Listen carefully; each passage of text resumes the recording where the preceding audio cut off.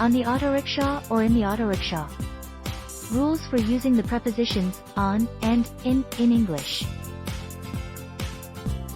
Do you know the difference between on the autorickshaw and in the autorickshaw? Today, we're going to tackle a common grammar question, when to use on and when to use in with the word autorickshaw. Let's dive in. These little words can be tricky, but don't worry, we'll go through plenty of examples so you can master their usage. Example 1, using on with autorickshaw. First up, let's talk about using on with autorickshaw.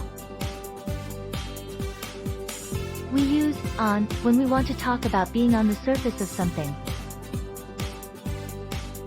For example, when you're referring to sitting on the seat or standing on the footboard of an autorickshaw, you would use on. Example sentence, I sat on the seat of the autorickshaw. Example 2, using in with autorickshaw. Now, let's discuss using in with autorickshaw. We use in when we want to talk about being inside something, like a vehicle. So, when you're talking about being inside the passenger compartment of an autorickshaw, you would use in.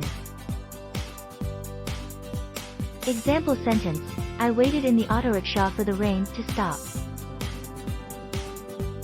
Example 3, recap and additional examples. To recap, we use on when referring to being on the surface of something, like sitting on the seat or standing on the footboard of an autorickshaw.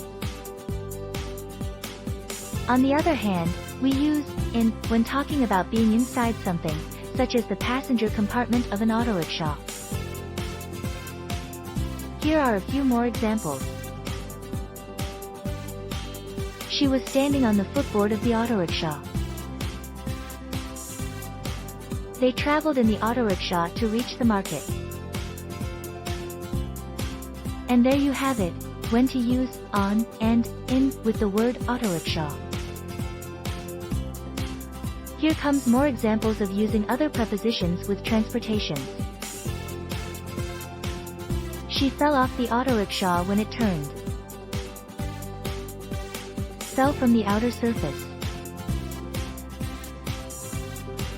Let's get in the autorickshaw and go home. Enter inside the vehicle.